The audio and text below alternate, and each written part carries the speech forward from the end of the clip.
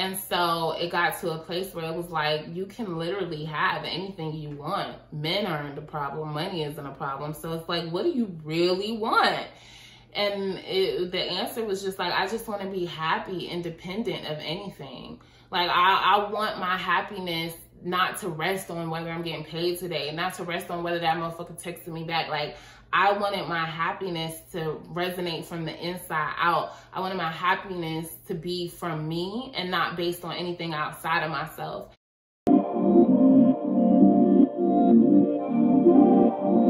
Hello, love.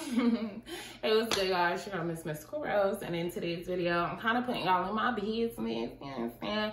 I just wanted to share with you guys my internal grow up. Well, really, yeah. But I wanted to share with y'all my internal glow up and how I went from a savvy to a motherfucking spiritual baby. You feel me? If it's your first time stopping to hang out, thank you so much. Welcome, and thank you so much to everyone who's already subscribed, watches, likes, comments, shares, everything. I'm so grateful for you. Thank you so much. I wanted to get ducky. So, yeah. Oh, gosh. Where do I even begin? Oh, God. So, as far as me being a saddie, right? I really used to be a sad girl. I was a sad girl. And the main difference between me being a saddie and a baddie is just perspective, honestly.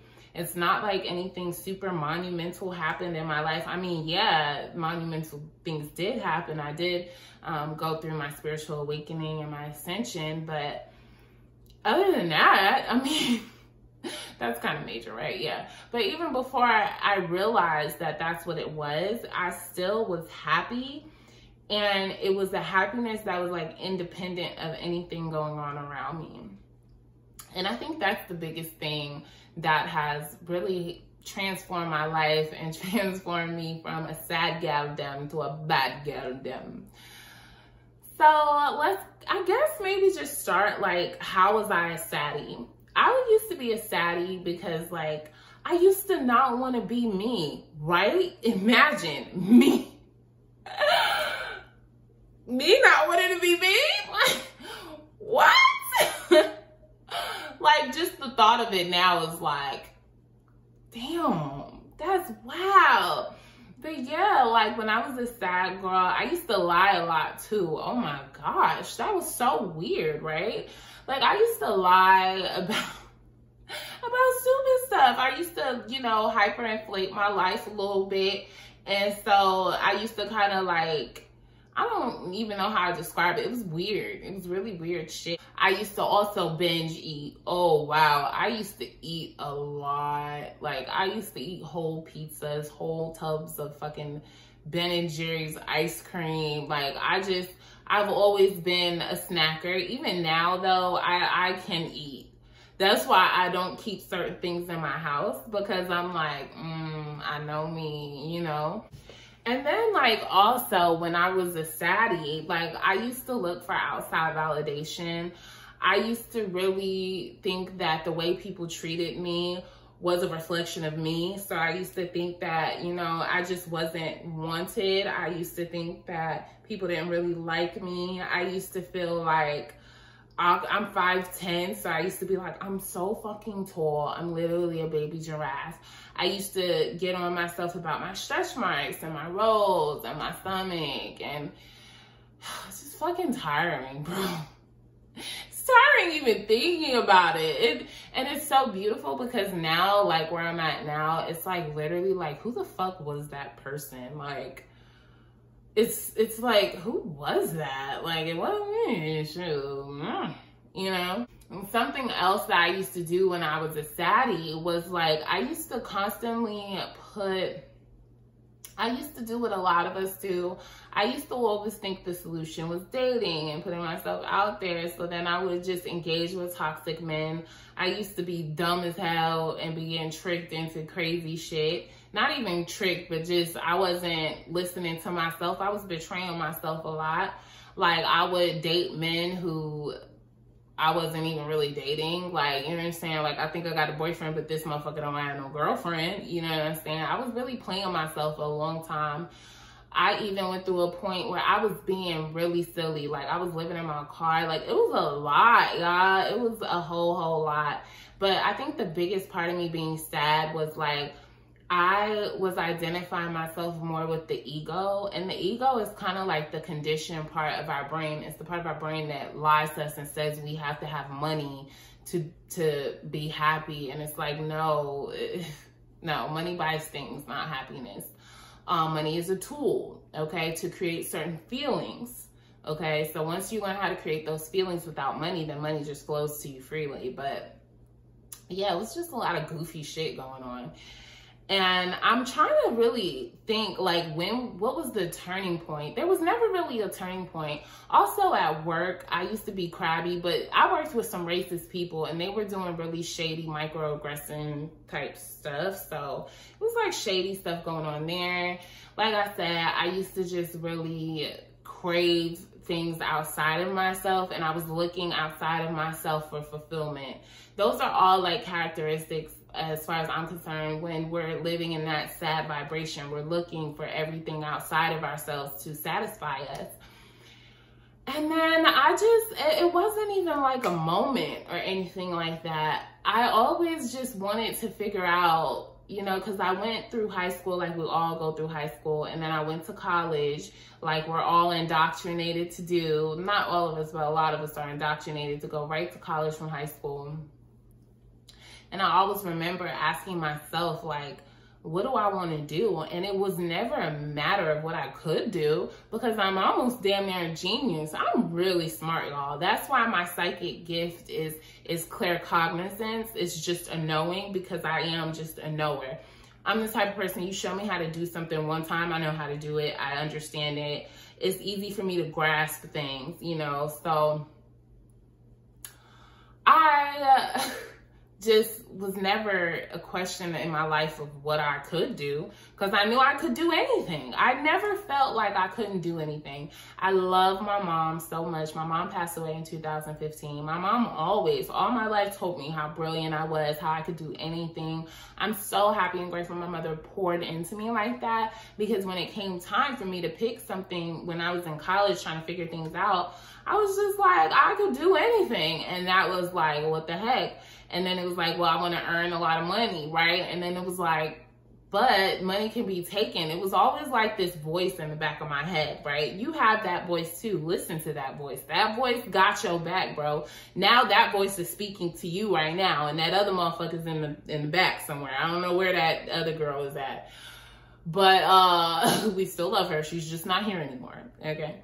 But yeah, there was always this voice in my head that was just like, okay, you can get money, but money can be taken from you. Anything can happen. Like, something could just happen to where it's like all your money gets wiped out. And then it was like, okay, well, do I want to be a housewife? Because let's be clear,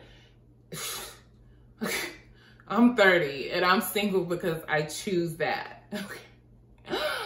I could have a husband by the end of next week. Let's be clear. I could be married before the end of the year and pregnant with my first child. Let's be clear. I know my power. Let's understand that. And so once I realized, like, professionally I can do whatever I want, it was like, well, maybe I just want to be a housewife. And then I sat with that, chewed on that for a minute. But then I was like, no, because then if you just a housewife, then that's all his money, and that motherfucker just kick you out or something. You know, it was always like, no, that ain't it, sis. And so it got to a place where it was like, you can literally have anything you want. Men aren't a problem. Money isn't a problem. So it's like, what do you really want? And the answer was just like, I just want to be happy, independent of anything. Like, I want my happiness not to rest on whether I'm getting paid today, not to rest on whether that motherfucker texted me back. Like, I wanted my happiness to resonate from the inside out. I wanted my happiness to be from me and not based on anything outside of myself. And this wasn't even a concept that I read about or anything like that. That's why you have to go with your gut. Listen to your heart. That was really my conscience, my higher self guiding me so that I could be a baddie. You feel me? And so then I started to ask myself, well, why am I not already happy internally? And so it was like, well, I'm not happy internally because I'm not proud of how I'm showing up in life. I'm not proud of the fact that I have no patience. I'm not proud of the fact that I overindulge in food. I'm not proud of the fact that I literally can go from 0 to 100. Like, I used to have a temper like a toothpick. I wasn't proud of the fact that I didn't work well with others. I grew up an only child, so working well with others was always like, it was really a challenge that I overcame in my 20s. But it started just with that question, like, what will make me happy internally? And then once I reflected, it was just like, I'm not proud of how I'm showing up in the world. I'm not proud of my habits. I'm not proud of how I choose men. I'm not proud of these things. So it was simple. I was like, all right, well, you know, correct yourself then, damn it. If you're not proud of how you're showing up, and I say this to you as well, if you're not proud of yourself and how you're showing up, really ask yourself, are you truly proud of yourself to your core? Or are you just making excuses for yourself and using famous people like, you know, our faves or whatever, these chicks are, and these men, are you using them as an example? Like, oh, well, yeah, they're going to validate my poor behavior. Like, same thing with Lizzo. When Lizzo started losing weight and all these bitches was like, stop using these celebrities to validate your shitty behavior, okay? So once I was like, you know what? I feel like I'm using other outside influences to validate my shitty behavior. And I was like, you know what? These behaviors are not okay with me. It might be okay for Tom, Dick, Sally, and JT, goddamn, and motherfucker Carisha, and goddamn Megan and them. Okay, but motherfucker, it ain't okay for me. You know what I'm saying? And so we can't look to the mainstream for anything. Those people are living their own lives. You have to decide for yourself.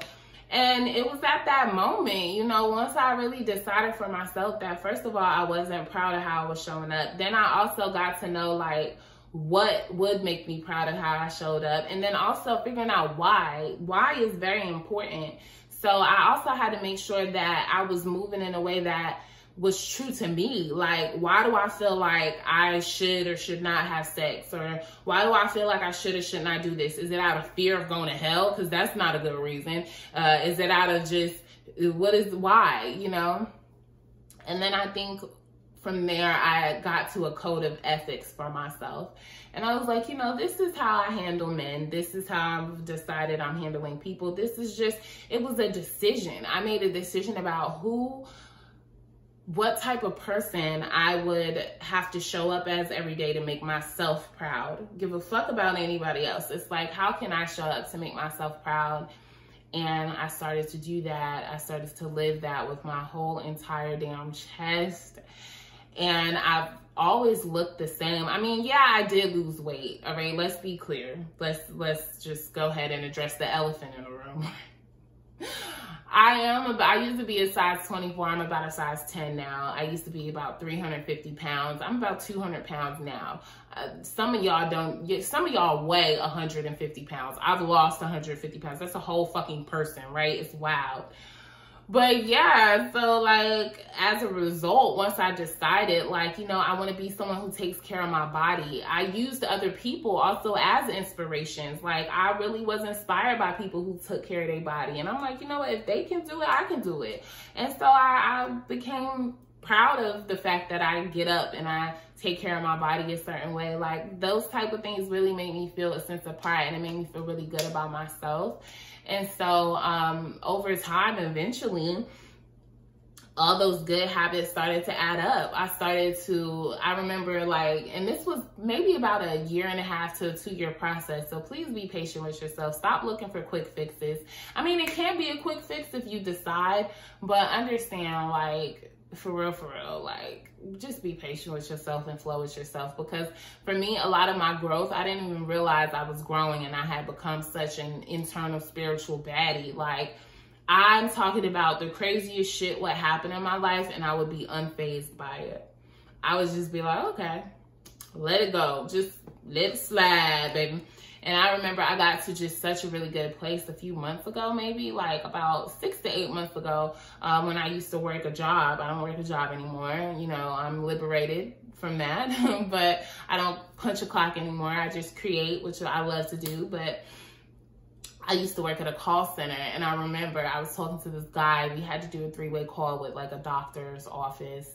And the lady who we were talking to was being so fucking annoying. And I'm like, girl, every time I talk, you talk over me. Like, sis, shut the fuck up. Like, in my head, I'm like, you know, but I had mastered myself so much. Like, I just kind of knew how to shut up and let her talk. Like, I didn't get offended. I didn't get myself worked up. I just stayed in my vibe. And it was like that guy on the phone after the third lady hung up, or the other lady hung up. It was like, he was like, you have so much patience. And I was like, I have patience. Y'all know that me? Me? So yeah, and then it was like, I just kept doing the work, honestly. I used every day as an opportunity to be the person I wanted to be. And I didn't really reflect a whole lot on my growth and stuff like that. I did a little bit, but I didn't really interpret what that growth meant until maybe like last month. I was like, oh shit, that's why I've been so drawn to do certain things. That's why I've grown so much. That's why this, that, the third, the fourth, you know, and it all came together. And I had been feeling good, but I really solidified myself as a baddie, I feel like, just probably within the last month or so.